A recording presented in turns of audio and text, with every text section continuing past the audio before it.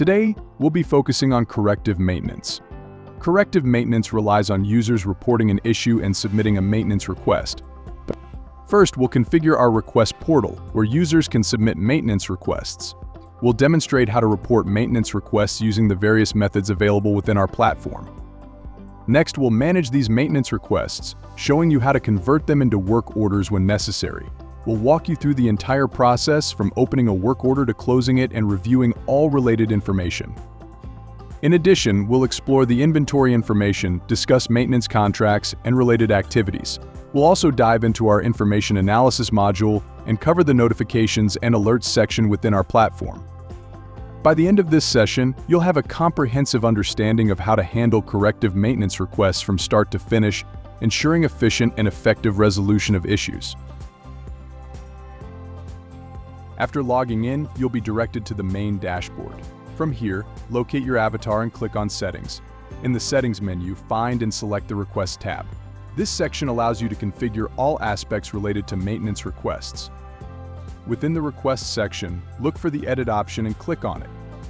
This will open the configuration page for maintenance requests. The first setting you will see is the request prefix. This prefix is used to identify all maintenance requests. Click on the prefix field and change it to Ticket.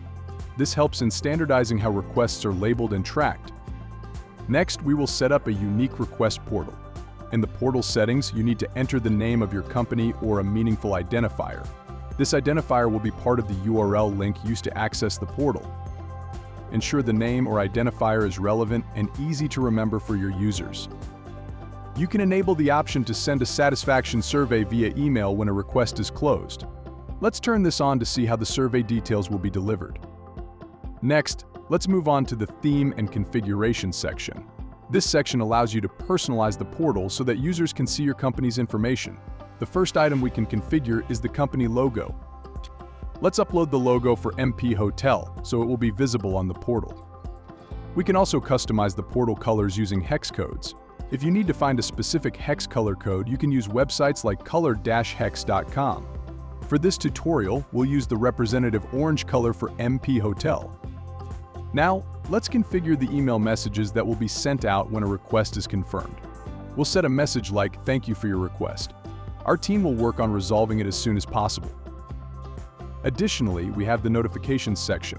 Here, you can configure internal notifications within the platform, as well as email notifications for specific users. These notifications can be sent when a new request is generated. You can link these requests to an organization or an asset. For example, let's configure notifications for the Cancun Hotel. Dana is our coordinator at this hotel, so we'll set it up so that Dana receives all notifications for requests made to the Cancun Hotel.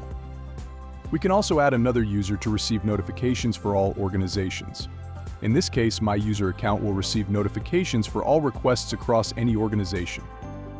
This way, as the org admin, I will get email notifications for all requests, while Dana will only receive notifications for requests made specifically to the Cancun Hotel. Beyond notifications, we can also configure additional fields. These fields can be shown in a form for users to fill out, or they can be internal fields for our use. Let's add a couple of fields to demonstrate how this works. We'll add a priority field that will appear in the portal as a drop-down list with options such as high, medium, and low. After entering the necessary details, click on Save. This will save the new field. You can add up to 5 additional fields. For example, we can add a field to check if equipment was stopped due to the issue. This field can be a yes/no drop-down. After making all necessary changes, scroll down to the bottom of the page and click on the Save button to apply the configurations. To ensure everything is set up correctly, you can test the portal by navigating to the newly created URL. Enter a test request to see how it appears.